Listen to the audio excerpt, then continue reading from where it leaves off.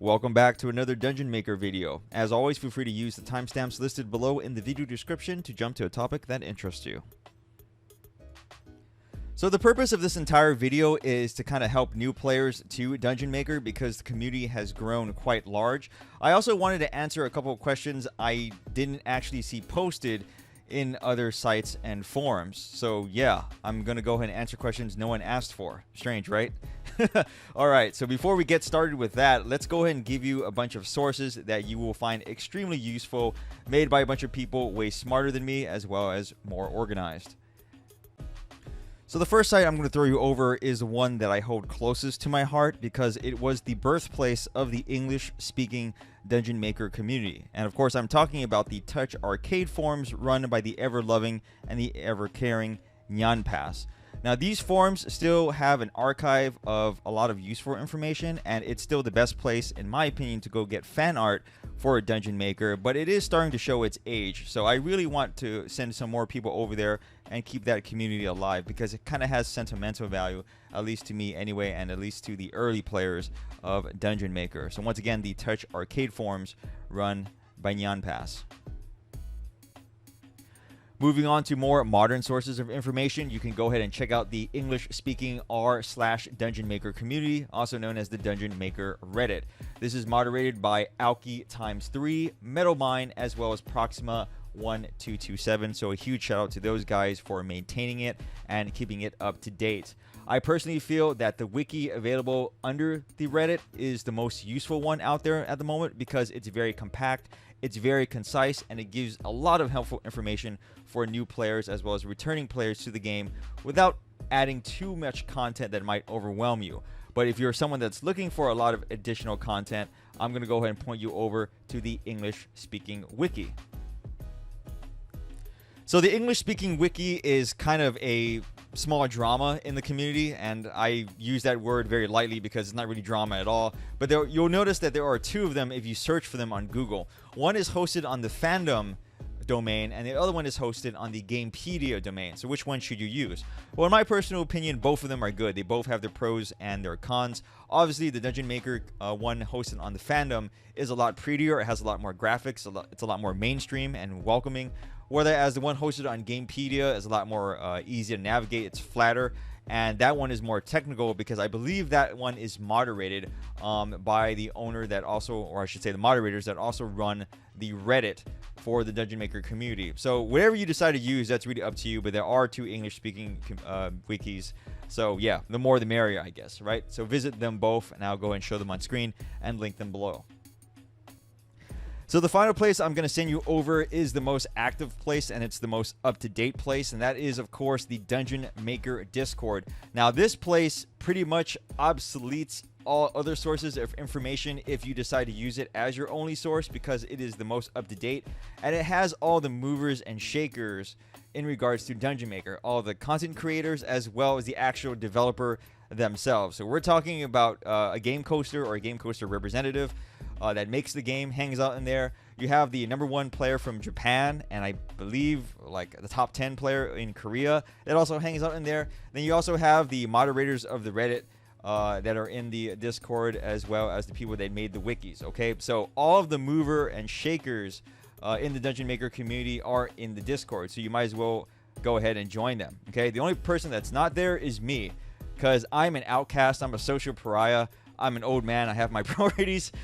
So I'm here making a YouTube video. And yeah, I'm not actually in the Discord. I just made some kind of worthless throwaway username. And I just lurk there watching other people talk while I just kind of sit in the corner. And I'm kind of like that meme where I just invited to a party and my feet hurt. But nonetheless, yeah, go ahead and join the Discord, please, if you want assistance right away and you want to see all the future updates for the game. And that is that. So let's go ahead and move on to the meat and potatoes of this video. I decided to take it upon myself to comb the old TouchArcade forums, followed by the Reddit, followed by the Discord, and then my own YouTube channel, as well as direct messages sent to me.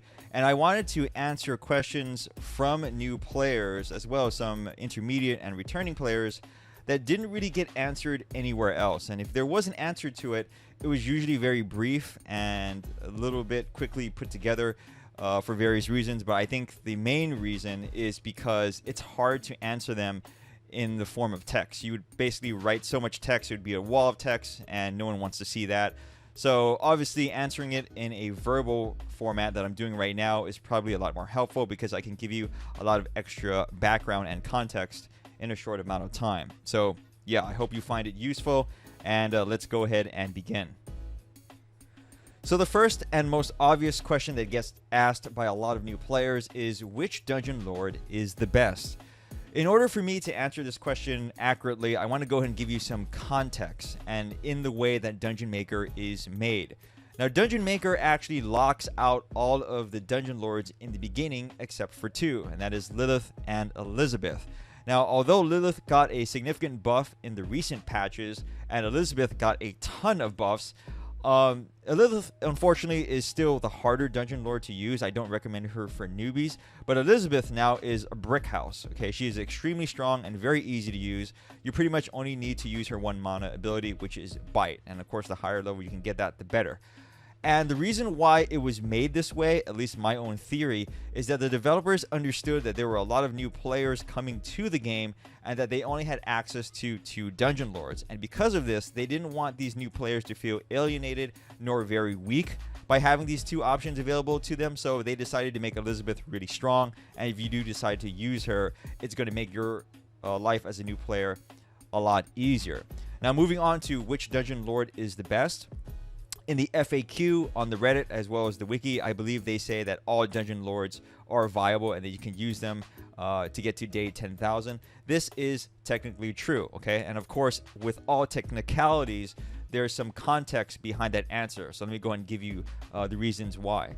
In Dungeon Maker, the dungeon lord plays a pivotal role in how your dungeon is set up, but your dungeon lord is also separate in the form that certain monster and tile or room combinations are independent of the dungeon lord themselves. So in other words, the dungeon lord is kind of like icing on the cake, but the main strategy of the dungeon itself will revolve around what monsters you have, as well as what rooms you combine with those monsters, which once again act separately of the dungeon lord. So in other words, you can really pick whatever dungeon lord you want when you get to a certain point in the game where your rooms and your monsters pretty much do most of the heavy lifting. Okay, now this is very late into the game. This is when you have a ton of unlocks and you're able to exploit the Dungeon Maker system. You're able to make rooms and monsters that are so strong that they act independently of the dungeon lord. But if you're first starting out, Elizabeth, of course, in the current meta, and the current version of the game, is the easiest choice to use,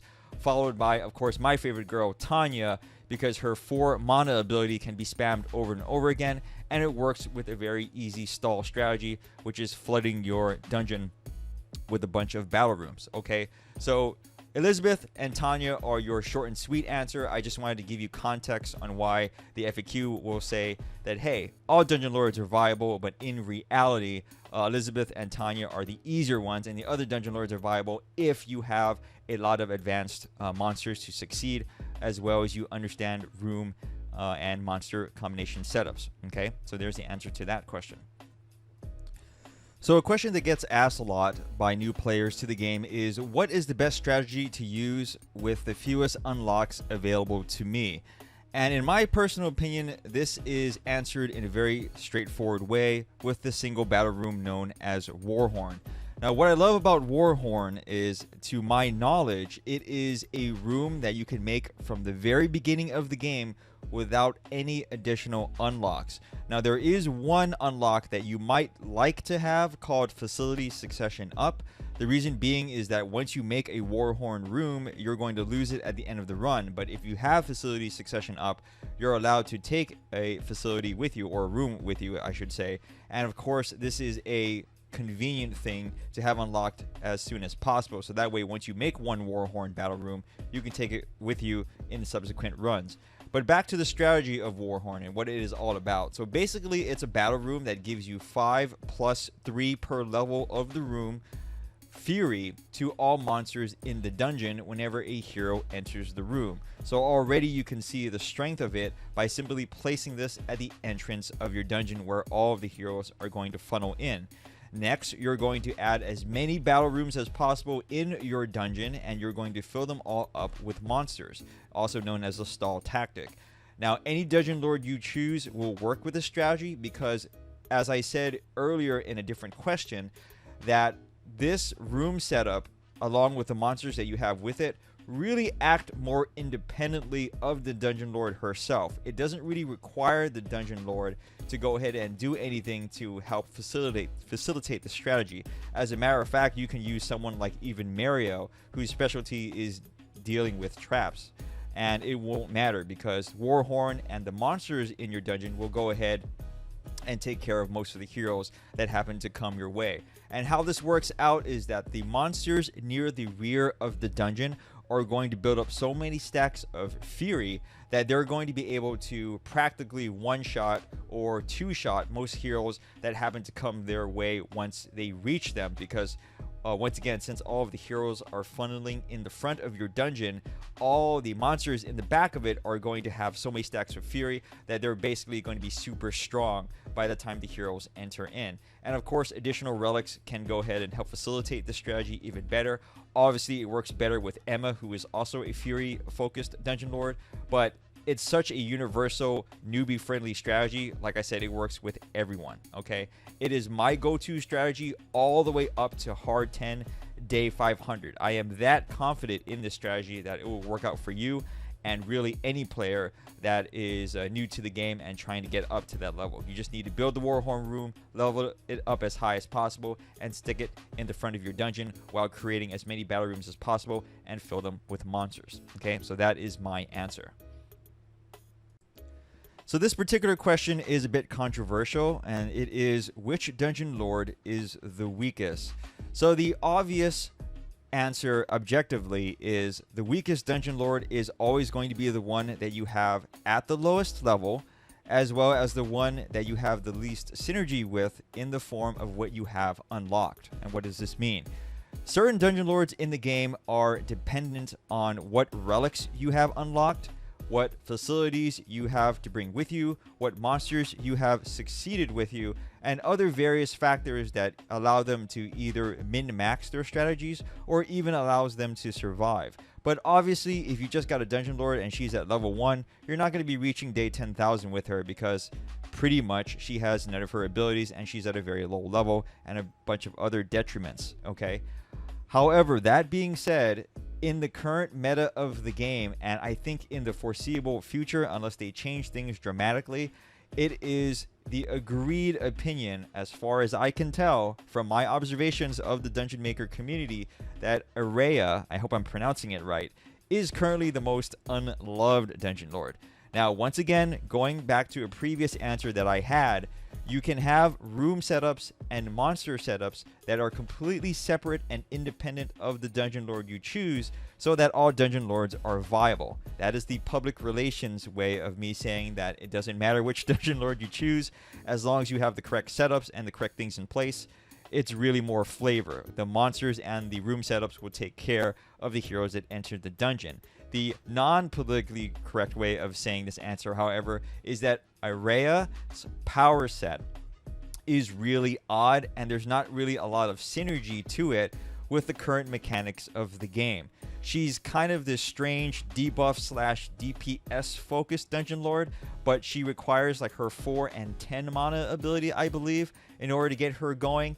And she's more of a conceptual dungeon lord. The developers made her to fit a certain theme, but they didn't really put a lot of effort, in my personal opinion, and this is no downplaying or shame on them. It's just that she just happens to be more of a thematic dungeon lord rather than a mechanically minded or sounded dungeon lord that works well with the game's mechanics. So she has a lot of things going up against her. She's really what I call like a hard mode dungeon lord. If you want to go and challenge yourself, pick Araya. And yeah, that is, in my opinion, which dungeon lord is the weakest, speaking subjectively. But like I said, objectively, it's always going to be the dungeon lord that you got first and is at level 1. Okay? So this is a question that also gets asked a lot in the community by newer players, but the answer is very brief and it can be very subjective. So I just wanted to throw my own opinion on what is the quote-unquote correct answer to this. So the question is, what should I be aiming for as a new player, and what should I be unlocking first? Now, a lot of people who go to the Dungeon Maker Reddit, use the Dungeon Maker Wiki, or make an account on the Dungeon Maker Discord, I'm going to go ahead and assume that these are technical-minded people. They want the best return on investment with the hours played in the game. They want to get as strong as possible from kind of a numerical standpoint, and they want to take the path of least resistance. And for them, this is fun. Now, there are many other players out there that are new to the game, and they're kind of asking this question in a broad sense because they have no idea where to begin. And this is where I'm going to give a different answer. I personally feel that the thing that you should be unlocking first from the get-go, from the start of the game, is the Dungeon Lord that you ultimately want to keep playing for the rest of the game. Now, granted, as an advanced player, you're going to start dabbling into all other Dungeon Lords as time goes on, because that's the inevitable fate of everyone that plays a game for way too many hours. They get bored of their choice and they want to try something else. But as a new player, you want to go ahead and look at that selection of Dungeon Lords at the very beginning, and then you want to ask yourself, which one really appeals to me both thematically, aesthetically, and mechanically. And once you decide on that particular Dungeon Lord, you want to go ahead and invest in all of the things that are going to synergize with her from a strategy perspective. The reason I say this is because I've introduced Dungeon Maker to a lot of friends and family. And when they play the game, their first thing that jumps out at them is, wow, there's a lot of cool Dungeon Lords that I can choose from. I really can't wait to play this particular Dungeon Lord. And what they end up doing is that they kind of have to settle on playing either Lilith or Elizabeth for the time being, and I can see their motivation waning as they have to grind Abyss Stones to unlock the other Dungeon Lords. And I can tell that I might lose them, or they might lose interest, because they're playing a Dungeon Lord that doesn't really appeal to them. Now, if you're someone that likes Lilith and Elizabeth, then you're kind of set from the get-go, and you can just start working on focusing on strategies that work with those Dungeon Lords. But for everyone else, like I said, pick the Dungeon Lord that you like the most, unlock her immediately, and then start developing paths to making her a better Dungeon Lord that works with you and her strategies. So a classic example is Mario. If you like the way Mario looks, I hope you like playing traps, because you're going to learn how to play traps, because that's what she's all about. If you're one of those oddballs out there that like playing Rebecca, and I love the way Rebecca looks, but she's kind of a strange Dungeon Lord mechanically, kind of have to use a lot of different strategies that are a little bit different from all the other Dungeon Lords, then pick Rebecca and make her the best Rebecca out there. But point being is that unlock that Dungeon Lord that you like, and then unlock the additional stuff that works with her, okay? And that way, all of your grinding will pay off. You won't suffer from Dungeon Maker burnout, and more importantly, unlike the people that I've introduced the game to, you're not going to be sitting there and asking yourself, I'm playing a game and I'm not having fun. What is the point? And then you're going to stop, and then you're not going to be able to see all of the great depth this game has, simply because you were turned off at the very beginning. So the next couple of questions are really more relevant to my own personal content, but I hope the answers to these questions do help the community at large. And that is, are your guides still relevant in the current meta? And I think these are in relation to the day 100 as well as the day 340 guides. I will personally say that yes, they are still relevant, based on the fact that when I made these guides back then for a very early version of Dungeon Maker, I tried to make them as generic as possible without being very specific. I tried to make them more in explaining the core concepts of the game versus any specific strategies. And of course, although I do list strategies, those strategies are so vanilla in nature, they're so generic, that they should still by and large work today. But of course, as all current metas change, and the Dungeon Maker is a meta that will constantly change if the developer keeps updating it as they are right now, obviously some bits of information are going to be largely outdated in my guides, but you should be able to recognize that, and hopefully you should be able to get what I'm trying to teach you in those guides if you are a new player. That being said, there's a ton of information available to English-speaking Dungeon Maker players nowadays in the forums that I listed previously. Obviously, the TouchArcade forums, the Reddit, the Discord, and the wikis. Check those out on top of my guide, and you should have a good base to start on. So this next question is also something that I get asked a lot. Are you bored or done with Dungeon Maker? So the answer is no. I am not bored or done with the Dungeon Maker, but what I have decided to do is take a step back in creating content for the game for various reasons. So let me go ahead and list them. First and foremost, Dungeon Maker is a game that I personally feel no longer needs any input from myself. And why do I say that? The community has grown so much, and the content creators for the stuff that I have seen made for the game are so good at what they do. I don't feel like I'm really adding any more value to the community anymore. I am someone that always tries to help new players get acclimated to a game, but once that's done, I kind of take a step back and let them flourish. So it's really more of like a teacher teaching a couple of grade schoolers is the best analogy that I can use.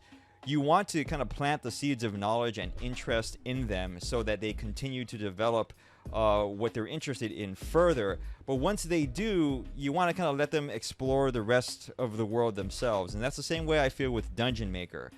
I also want to remind everyone that the majority of my content, I try to cover games that aren't really covered that much, or I feel that deserve more attention. And like my Planet Master videos, which is for a separate game and a separate developer, that one has yet to really kind of launch off. And I really want to help that developer get his game out into the limelight, because I really like the content that's in it, and I think he puts a lot of hard work into it. But going back to Dungeon Maker, yeah, everyone's been kicking ass. Have you seen the wiki? Have you seen the Reddit? Have you seen the Discord channel? What do I have personally left to contribute? And that's why it is in my personal experience that I feel it's better to leave on top.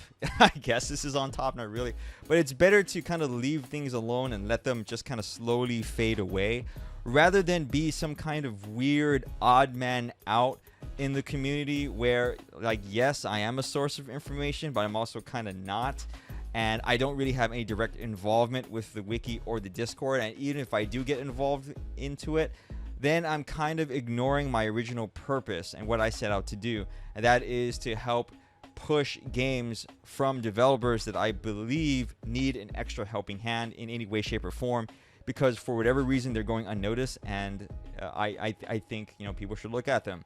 Dungeon Maker now is very successful from what I can tell, and it has an awesome community behind it. As far as I'm concerned, I need to drop the mic and walk away into the shadows, and yeah, so that's where I'm at right now. So circling back, I'm not bored or done with Dungeon Maker, but in terms of creating content, this might be the last video. I don't know. I never try to set anything in stone, but that's just how I personally feel right now at this moment. So this last section of the video is going to be me kind of rambling on a bit. I hope you guys find it entertaining in some way. I'm not really going to be answering any questions, but I'm just going to kind of give my thoughts and opinions on Dungeon Maker as a whole, as someone that has played it a lot now and has really started to kind of step away from it and move on to other things. Now, what I will talk about first is the philosophy of Dungeon Maker's endgame, and is there one? So I think a lot of us can agree, especially if you're a younger player, or a newer player I should say, is that Dungeon Maker doesn't have an endgame, which is one of its appeals, but it's also one of those things that may allow burnout to happen earlier than expected if you don't set your own goals. So what do I mean by this? What I'm trying to say is that in Dungeon Maker, I personally found that surviving past day 500 was really kind of a moot point, because A, you don't really have any awards for it other than leveling up your Dungeon Lord at the later difficulties, which is a nice thing, but B, in reality, are you really having any fun surviving that much longer without any specific goals set in mind? So because there's no real end game to Dungeon Maker, it really is a roguelike after all, and it's randomly generated. I personally found that the longer I survived, the more I kind of checked out from the game. I found myself surviving like to day 700, and at that point in time, I'm so checked out of what I'm doing I have the game open in like another window, or if it's on my tablet or my phone, I'm doing something else, and then I end up playing another game. So really, Dungeon Maker turns into a weird idle / incremental game, and I don't really think that was its original intention, but that's how it's designed. And I am very glad that the developers are putting a lot of effort into customization options for the Dungeon Lord. I do hope that as time goes on, they will add more customization options, not only for the Dungeon Lords, but for the monsters themselves, because they do play a large part of the game. And then customization options for the floor layout, okay? Maybe in the future, they can allow us to do some crazy things where, like, you can remove a room from the dungeon, and that's going to give you an additional score multiplier. Or maybe you can remove a room from the dungeon, and it's going to power up your Dungeon Lord significantly, but then again, you don't have a room to work with. Or some other weird things like that, being able to change the background, a picture, something like that, customize it in some way, shape, or form. I think that's going to add some more flavor and some more longevity to Dungeon Maker, because I'm going to name drop here for a second.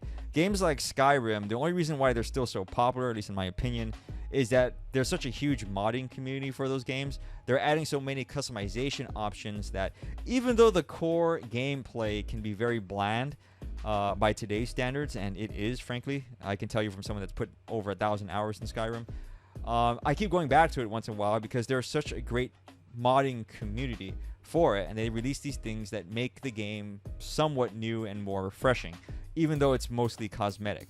And I think Dungeon Maker's longevity as a game will go ahead and flourish as long as this core mindset is kept into place. The technical side of things is great, and balancing things out as they come is also cool, but the min-maxers are always going to be there. I think the min-max hardcore community around any game always exists, and they're always the first to complain, sadly, but they're also the last ones to leave. So yes, catering to them is very important. But for the vast majority of players, I think trying to keep their interest in the game, and they're really your money makers, unfortunately, because PvE content in whatever shape or form in most games is what keeps the game running. They're always the financial backbone of the game, for the developer, I should say, but I'm getting a little bit off topic here. I think Dungeon Maker, as long as it has healthy customization options in whatever form, is going to allow the game to survive. And that 3-4 years from now, it's still going to be on the Android store, and people are still going to have interest in it, because when they load up the game, they're just bombarded with all the things that they can do to customize the game to their liking, even if the core gameplay mechanic hasn't really changed much since the game was released. So that's my kind of opinion on the Dungeon Maker endgame, and moving forward, I hope the developers in some way, shape, or form do focus on the customization options for everything involving the game, and not just the Dungeon Lord and her skins, which of course I would always like to see. But yeah, I mean, more customization options would be great, and I'm still waiting for the sling/string bikini skins for the Dungeon Lords. But then again, I'm a big old man pervert on that regard, so yeah, we'll just leave that there.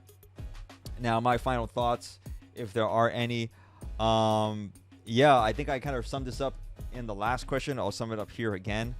I think it's kind of me, or it's time for me to gracefully step away from the Dungeon Maker community. I wasn't really a part of it in the first place.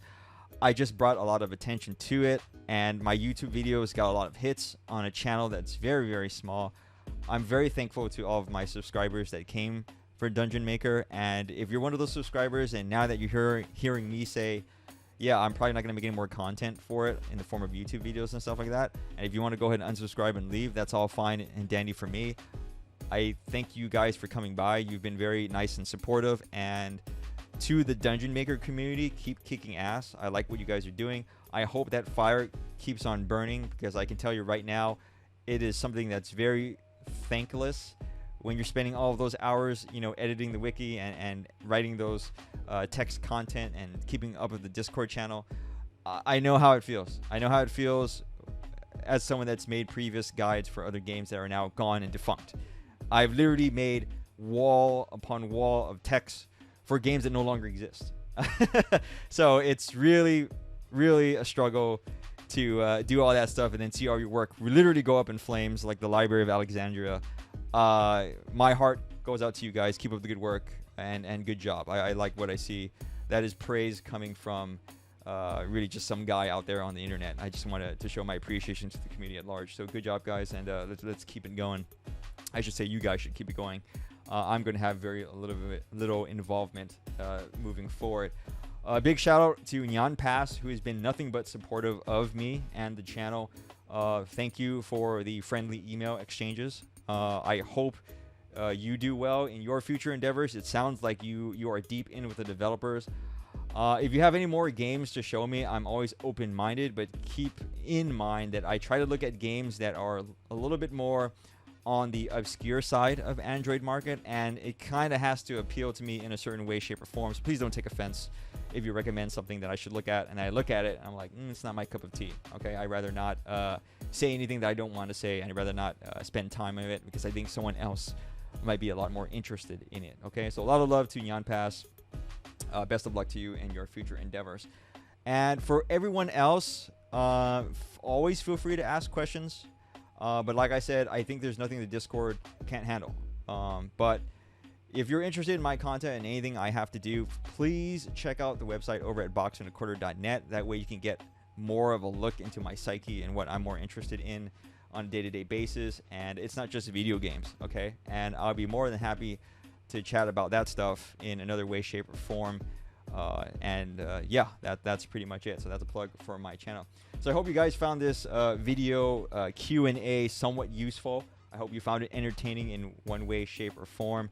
And I'll see you guys around, okay, in the next video. And who knows, it might not even be Dungeon Maker related. It'll probably be related to something else more than likely. So take care, guys. Have a good one. And I'll see you around.